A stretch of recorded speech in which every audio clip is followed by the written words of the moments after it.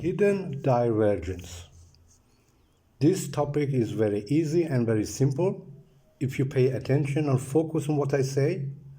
And then if you try some examples by your own on the charts, the better is if you go on the chart and you try to find divergences and hidden divergences, then make also a screenshot, share it in our chat so other people can see it. It is an example and training for you, for yourself.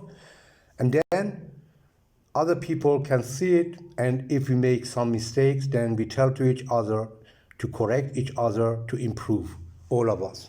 All right. Here you see again above the price movement. I connect now the highs, first of all, for the price on the chart. We see we have a series of ups and downs.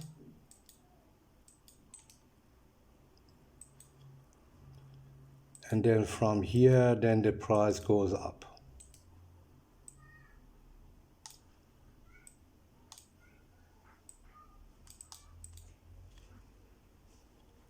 And then we do the same for the RSI.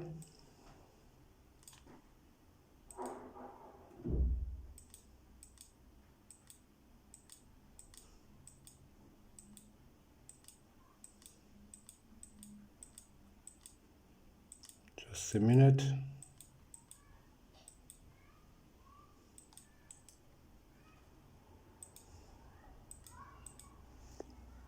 All right. So we see, for example, the market from here rises higher. What does the RSI do? RSI goes the same direction.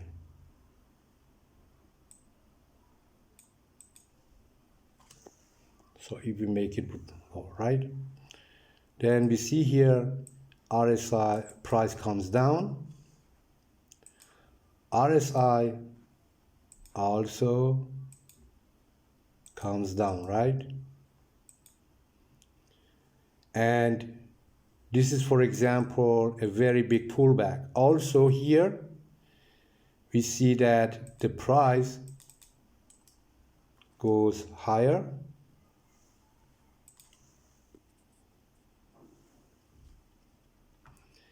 And then something happens. The price comes below this low, right? You see here, the price comes below this low. And the RSI also follows. Now, some traders immediately start to sell, but what happens then? The price goes higher and higher, right? So they make losses. All right, but now how about this? If we define our local highs something differently, then we see in this case the market is making another types of higher highs and lower low series. Especially here it is interesting where the market doesn't make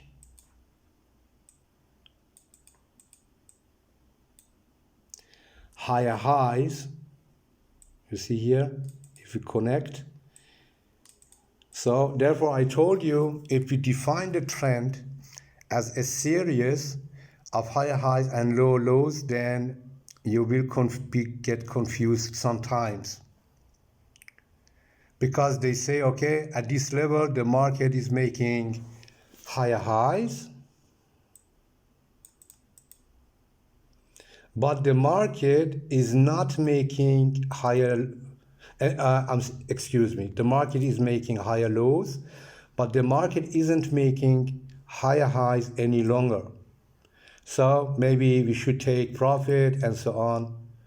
But if you change your definition of trend, you will see that the market ran higher and higher.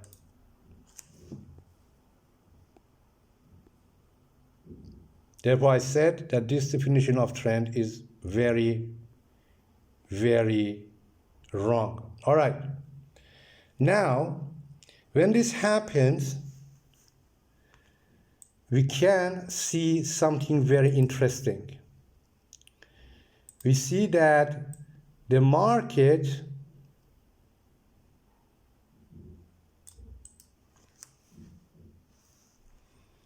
making this kind of move. That means the market makes a low, then the next series is higher low, higher low, higher low, and then it goes higher. But especially when the market makes a higher high, the RSI is making a lower high. Also here we have it. The market is making a higher high, higher low, but the RSI is making a lower high. That means this is a sign that the trend will continue. Again, the price makes higher lows in an uptrend, but the RSI makes lower low in an uptrend.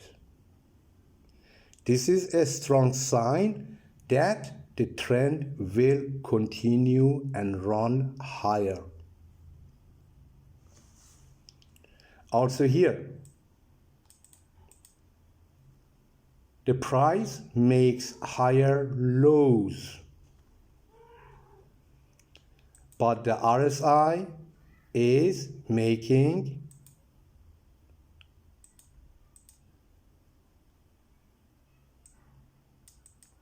lower lows again. So if we want to show it,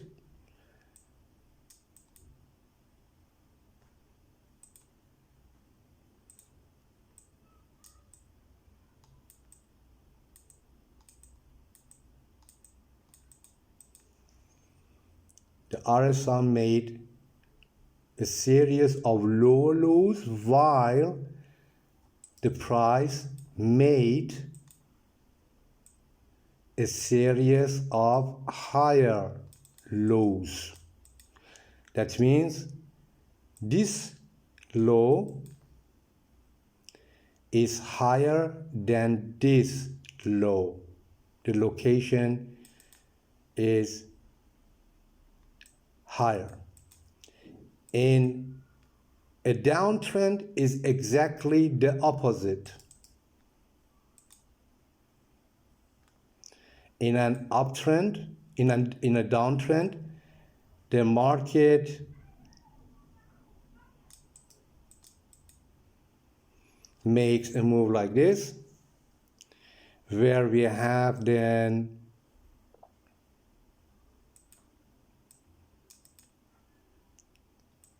lower highs of the price, but the RSI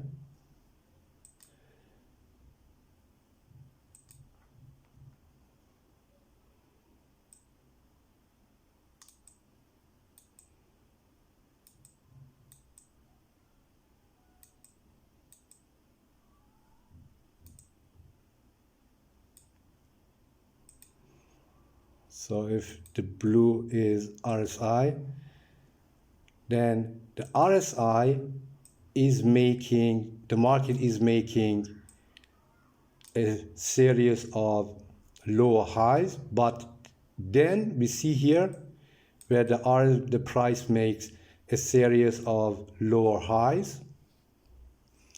The RSI suddenly makes a higher high, exactly the opposite, because normally the RSI is going along with the price.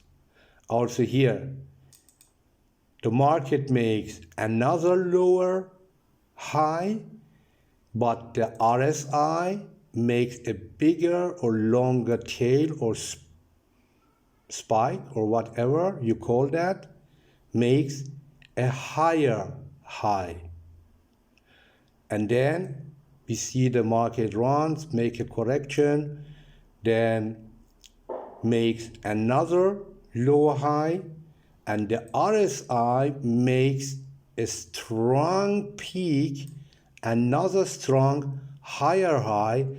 It is a strong sign that the market will continue, or the trend continues to go deeper.